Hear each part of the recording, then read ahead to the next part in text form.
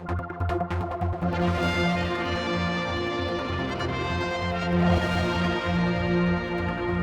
on a Deemster Doyle.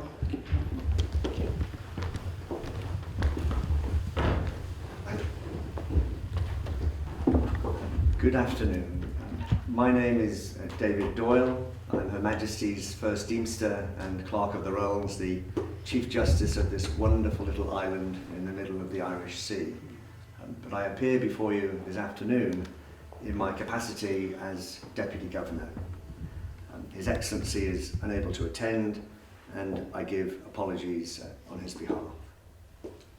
You are all very welcome here at Government House this afternoon, in particular Mr. Roger Ellison, Mrs. Ellison, and other members of the Ellison family. It's very good to see you all here this afternoon. It is my very great privilege and pleasure to be able to preside over this very special occasion today, which fittingly is being held on the 3rd day of September in the year 2014, designated Merchant Navy Day, as you're only too well aware, and the anniversary of the sinking of the SS Athena, the first British merchant vessel lost during the Second World War.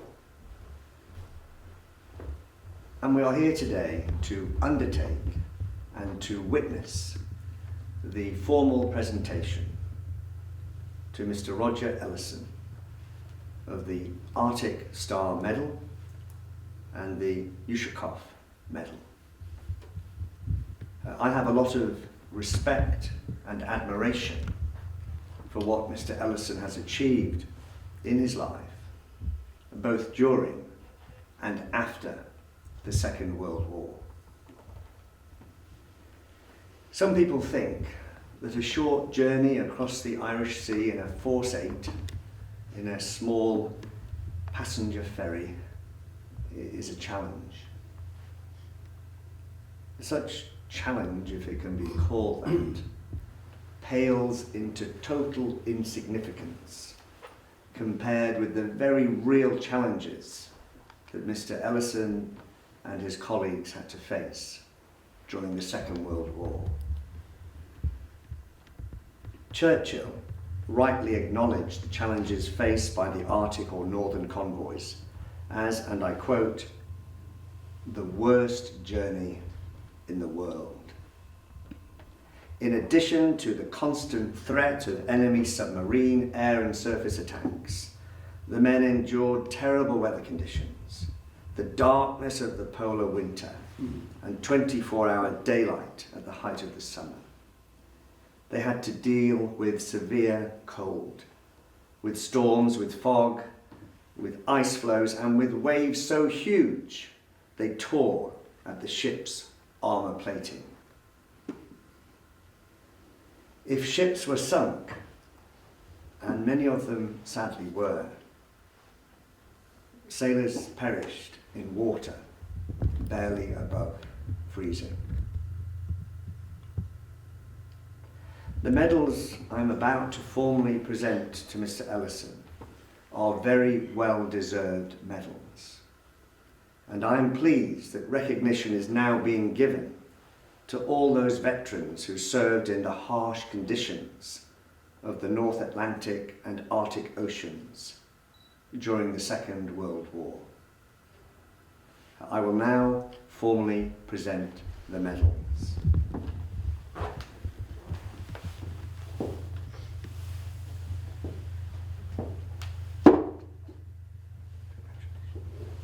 Thank you, Your Honour. Thank you.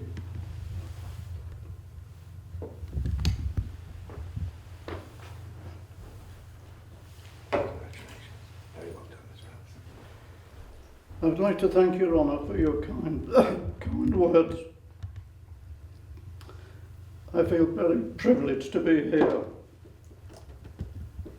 with my family on this beautiful island and have you giving me a medal, something which I never ever thought about when I was a young man of 17 going away in the Merchant Navy in 1943. a more lowly position you couldn't have really than a junior ordinary seaman. And but it's been left to me to say a few words about the Merchant Navy, which I feel honour bound to do,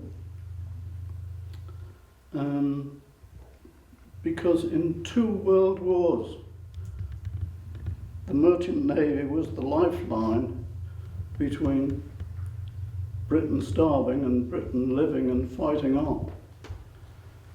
And it must never be forgotten that there were actually more merchant ships sunk in the First World War than the Second. But the Second World War, there was a loss of far greater tonnage, 14 million tons, and there were 2,800 merchant ships lost over the years of the war, which is just an incredible amount of death and destruction. As we're here being presented, or I've been presented with the Arctic Star Ushakov medal, if I can just say a few words about the people who are in the Arctic convoys that I have researched and know about. The life that was that they had aboard the ships. They were all volunteers. They were just told, there's your ship, take the cargo and off you go, which they did do. But one of the first convoys, which I'd like to mention, and I won't go on for hours and hours, I'm not an MHK, I won't ramble, but I'd just like to say that a flavour of what went on was the convoy that started off in Iceland, taking stores to Murmansk and Archangel, which was known as the PQ-17. Now this convoy went in July 1942, when there was so much daylight. And unfortunately the Admiralty received words that the Tirpitz, which was the sister ship of the Bismarck, had sailed out of a Norwegian port, and they were feared that it would get to this convoy and attack it, and it would of course destroy it. And they ordered the naval ships to stand back and the convoy to scatter. This was the first time any convoy had ever been told to scatter, not by someone in charge actually with the convoy, but this was Sir Dudley Pound in the Admiralty. He based this solely on the fact that he thought the Tirpitz was coming out. Well, the result of this was that 14 ships were sunk in one single day by U-boats and by aerial bombardment, and 100,000 tons of supplies were lost.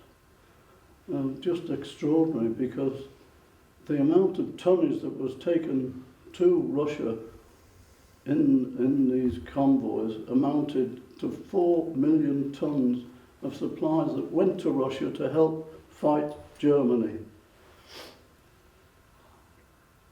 So after this terrible loss of life, the Admiralty said, well, I think it's far better that convoys should really go, and there were American ships and there were Canadian ships lost in this terrible convoy. Far better if ships went in the winter time, when we had far more darkness, and the ships could get nearer the polar ice cap and get some shelter. Of course, this meant that they had to sail in far colder waters and suffer far more for the lookouts and for the navigators than they would going in the summer. But this was the decision that was made, and I think it was quite right.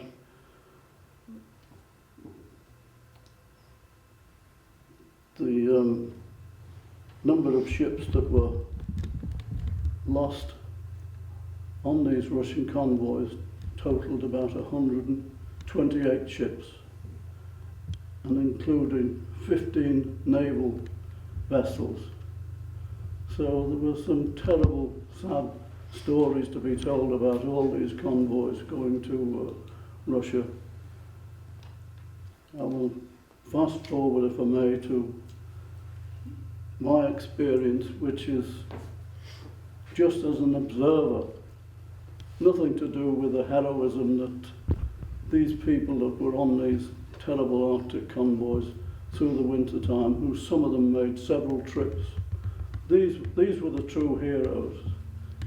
And I'm so proud to be able to talk about it to people and remind them what the Merchant Navy did in the past and is still doing now, because 95% of everything that comes in and out of Great Britain goes via ships. Well, one day, having been on the Scythia then, which was an armed troop ship, armed for protection only, I had travelled round Atlantic convoys, half a dozen of those, and many convoys through the Mediterranean and even out through the Suez Canal to India. So I'd been travelling on the Scythia for a year when finally we came to Prince's landing stage on my 18th birthday, and we found that we were loading Russians on board.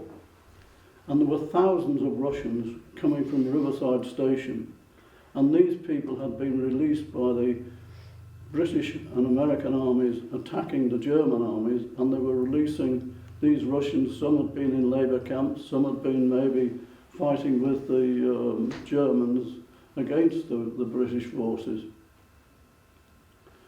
Anyway, they decided to send us up 2 troop ships to go to Murmansk. Well, troop ships are very, very vulnerable. A torpedoed troop ship is a huge loss of life. The Scythia, which I was on, her sister ship, the Laconia, she was sunk off Africa in about the 1940-41 with a loss of nearly 4,000 lives. So to send 2 troop ships up in these dangerous waters was rather extraordinary. But they wanted to get these thousands of Russians back to Murmansk. The escorts that we had were absolutely massive to take this, because they were obviously aware, Admiralty, of the danger of having one of these ships sunk, torpedoed. And one of the escorts was HMS Belfast, which of course is moored in the Thames, and another was an aircraft carrier. But there were so many escorts. We went up to Iceland, where many of the convoys started. We took a northerly course as close to the polar ice as you could and went round. This was we then sailed on the 31st of October. Well, we had, unfortunately for the navigators and the lookouts, very severe weather, which helped protect us, but made life rather unpleasant for everyone on board the ships. But eventually we got to Murmansk, which was down quite a long river, and no one was allowed ashore. We just anchored off there, and we started discharging all these poor Russians who'd been on board, who were very badly dressed and just had any gear that they could get hold of, I suppose. And it was the thought of the Tirpitz coming out that really worried the Admiralty. And on the 30th of October, before we sailed, they had sent Lancaster bombers up to Tromsø, where the Tirpitz was moored, to try and sink it then. But they failed because they had huge smoke screens and heavy anti-aircraft fire there, and they failed to do it. So she was still there.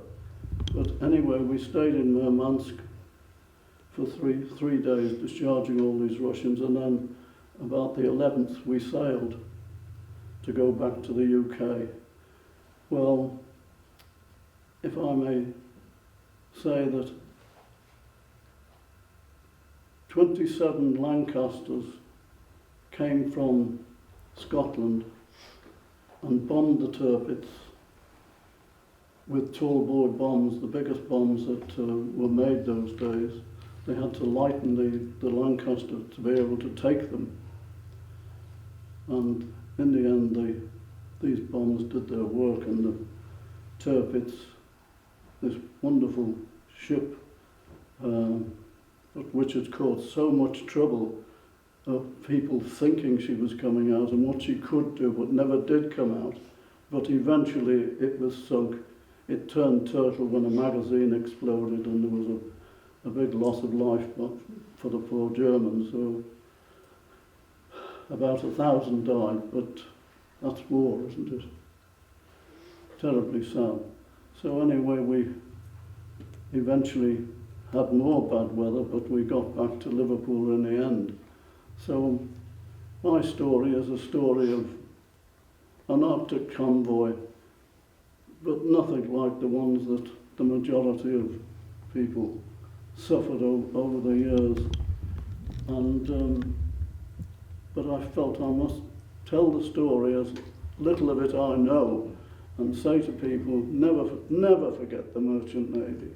It's, when they talk about the armed services, please and say, and also the Merchant Marine.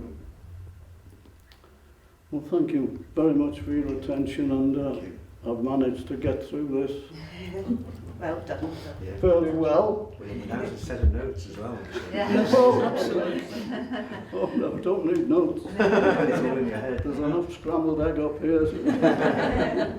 But I would like to finish, if I may, because at the age of 88, next October, I feel mortality, but I also think about how things have been over life, and you wonder about life and talk about it.